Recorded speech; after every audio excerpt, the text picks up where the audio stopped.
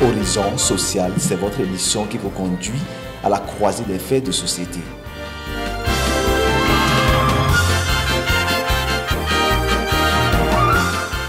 Bonjour chers internautes. Manger est l'un des besoins fondamentaux de l'homme, mais manger sain et riche est encore plus important pour son bien-être. C'est la raison de cette émission spéciale consacrée à la découverte des richesses des légumineuses, dont la journée internationale est célébrée chaque 10 février. Pour en parler, j'ai sur ce plateau avec moi ma collègue Eurydice Tossou et le docteur physiologue pharmacologue Jean-Robert Clotoé. Eurydice Tossou, bonjour. Bonjour, Sinacho. Docteur Jean-Robert Clotoé, bonjour. Oui, bonjour à vous et bonjour aux internautes. Alors, d'entrée de jeu, je vous demande déjà, docteur, qu'est-ce qu'une légumineuse? Ok, les légumineuses, on les appelle encore les légumes secs. Donc, ce sont ces plantes-là qui produisent des graines et des graines comestibles. Et ces graines-là sont généralement dans des gousses. Donc, voilà ce qu'on peut dire pour parler des légumineuses sur le point de vue nutritionnel, bien entendu. Voilà. Docteur, est-ce que vous pouvez nous donner quelques exemples de légumineuses? Ok, les légumineuses, je pense qu'on va, pour faire court, dire que ce sont nos haricots. Les haricots, vous connaissez bien les haricots. Voilà, donc la grande diversité des haricots, mais également les pois, par exemple le pois d'Angola, vous devez connaître le pois d'Angola, les pois chiches, ok, et également les lentilles. Vous connaissez aussi les lentilles, ces petits, on les appelle haricots, mais en réalité c'est des lentilles, ces petits haricots entre griffes que l'on prépare et que l'on consomme, voilà.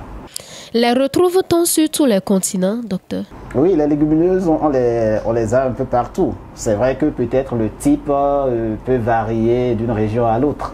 Voilà, les lentilles, on va les retrouver un peu partout, mais avec des spécificités. Vous voyez, vous avez par exemple une lentille que l'on retrouve par exemple spécialement au niveau de la France, vous voyez, qui est une lentille verte et qu'on appelle voilà, la lentille de Puy. Okay. Ici par exemple chez nous, ce qu'on va retrouver en grande partie, c'est les haricots, l'haricot blanc, l'haricot rouge, qu'on utilise pour préparer du haricot ou bien du atarsi, voilà, ce qu'on appelle communément le liembé, voilà, qu'on retrouve ici. Donc un peu partout il y a des légumineuses. D'accord. Est-ce qu'il y a une différence entre les légumineuses et les légumes? Oui, tout à fait. Les légumes, ça se cuisine, ça se mange à l'état frais. Vous voyez, c'est les feuilles ou évidemment d'autres parties et qui sont consommées sous forme de crudité ou bien préparées en l'état. Les légumineuses, ici, il y a l'aspect graines sèches. C'est pour cela d'ailleurs qu'on va exclure de la catégorie des légumineuses, par exemple, les haricots verts.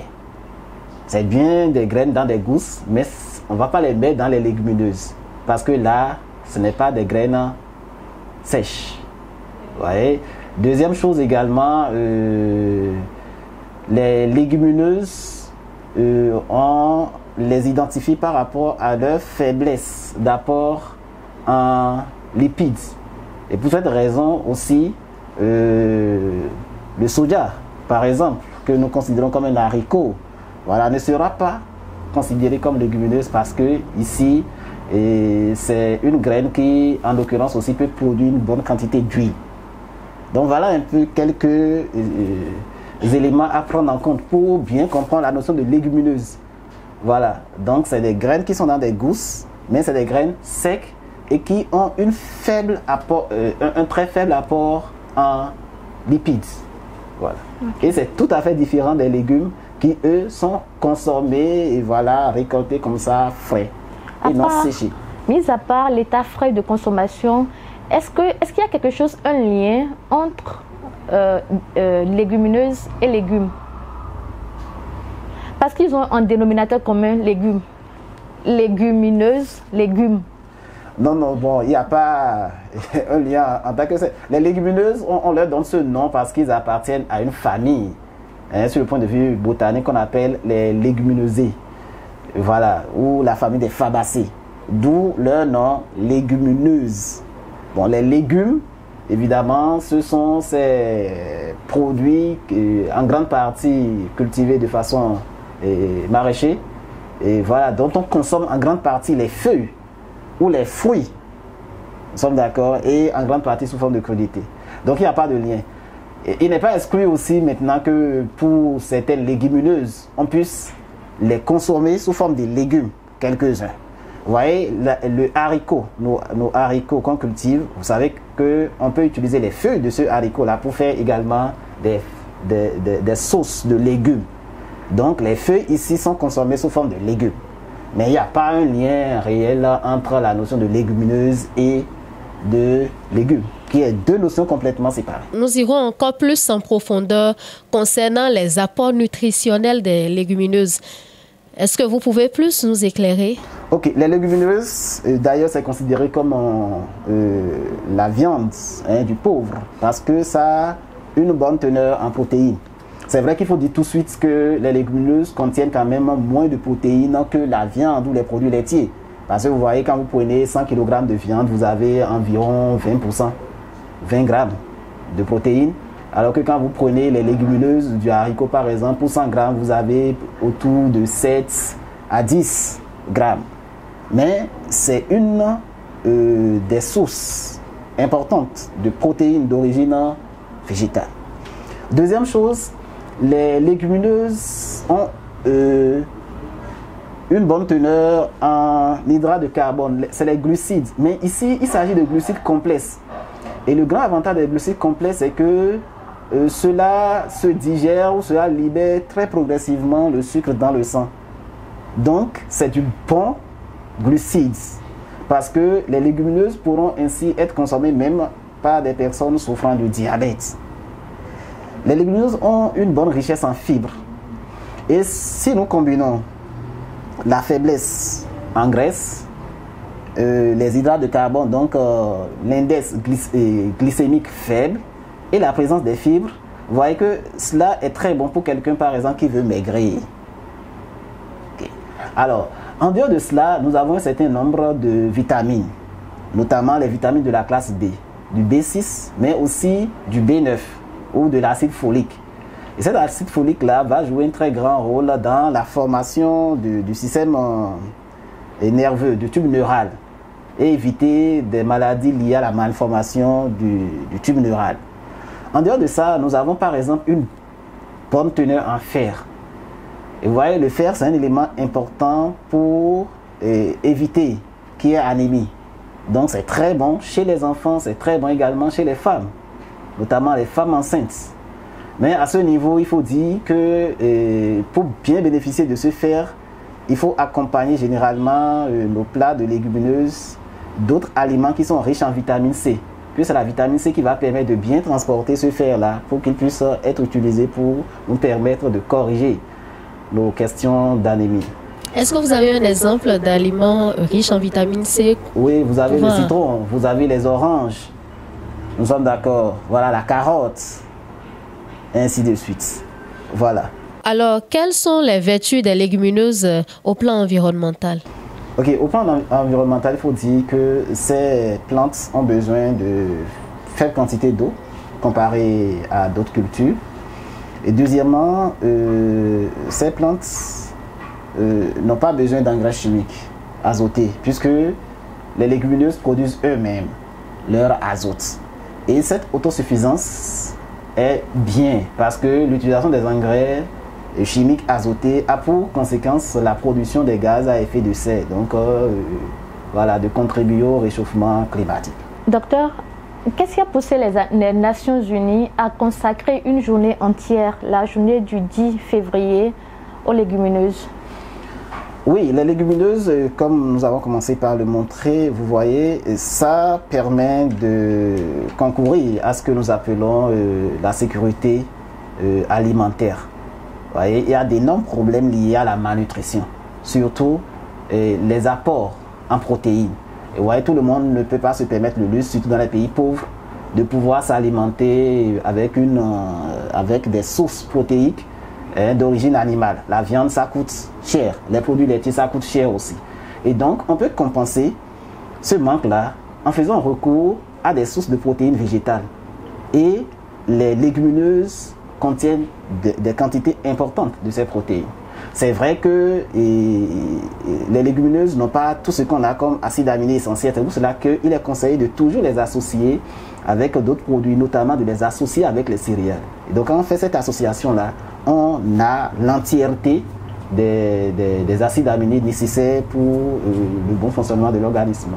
Donc voilà un aspect clé. L'autre aspect, c'est la question également environnementale. Vous voyez, l'utilisation des légumineuses a cet avantage-là de réduire un peu l'émission des gaz à effet de serre liés à d'autres cultures. Et si nous réduisons nos besoins en protéines animales, c'est-à-dire si on réduit également tout ce que l'on injecte dans l'élevage, vous voyez, et cela a pour effet aussi de pouvoir réduire la quantité de déchets et de gaz qui proviennent également de l'exploitation des élevages. Voilà. D'accord. Le thème de cette année est « Aimer les légumineuses pour une alimentation saine et une planète en bonne santé ». Pourquoi ce thème? Oui, la planète en bonne santé, c'est déjà ce que nous avons dit.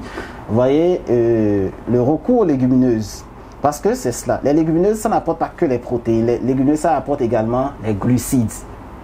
Vous voyez, donc en associant les légumineuses à l'alimentation, en faisant la promotion des légumineuses, on réduit la quantité d'autres spéculations qui sont gourmands en eau et qui demandent d'emblaver de plus grandes superficies.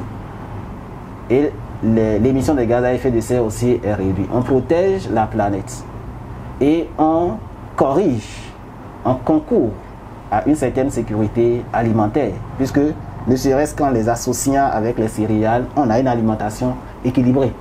Alors, docteur, je voudrais savoir comment est-ce qu'il faut faire usage des légumineuses pour jouir de leurs bienfaits. Ok, pour jouir de leurs bienfaits, c'est déjà utiliser un certain nombre de techniques et qui vont permettre de réduire un peu ce qu'on peut considérer comme inconvénient des légumineuses. Les inconvénients, c'est déjà le temps de cuisson qui est assez élevé, mais aussi c'est les questions de flatulence ou bien de ballonnement que certaines personnes ressentent lorsqu'ils prennent les légumineuses. Donc pour éviter cela, il y a des techniques traditionnelles qui marchent très bien. Par exemple le trempage. Il faut tremper les légumes pendant un certain temps. Les légumes ou les légumineuses? Les légumineuses, c'est-à-dire nos haricots et tout ça, il faut les tremper pendant un certain temps. Vous voyez, ou bien il faut carrément utiliser la technique de la fermentation, de la germination. Vous voyez, par exemple, pour préparer certains haricots, il y a des techniques où les gens s'enlèvent carrément, on laisse ça dans l'eau pendant longtemps et puis on enlève l'enveloppe externe. Vous voyez, c'est cette enveloppe externe-là qui contient des substances qui sont responsables de la production de gaz au niveau de nos ventres lorsque nous mangeons cela. L'autre chose également, c'est qu'il faut associer les légumineuses avec des céréales ou avec d'autres produits.